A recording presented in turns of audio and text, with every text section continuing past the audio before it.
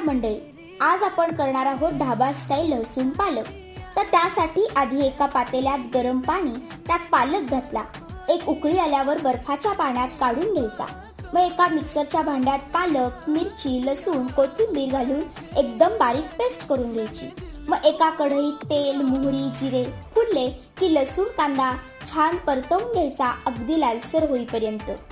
एक टोमॅटो, हळद, हिंग आणि टोमॅटो लवकर शिजावा म्हणून मीठ घालून 10 मिनिट झाकून ठेवायचे. त्यात आलं लसूण पेस्ट, धने जिरे पूड, चिमूटभर लाल तिखट कलरसाठी आणि पालकाची पेस्ट घालून मस्त परतवून घ्यायचं. मग हिरवा कलर भाजीचा तसाच राहावा म्हणून थोडासा लिंबूचा रसही प्यायचा.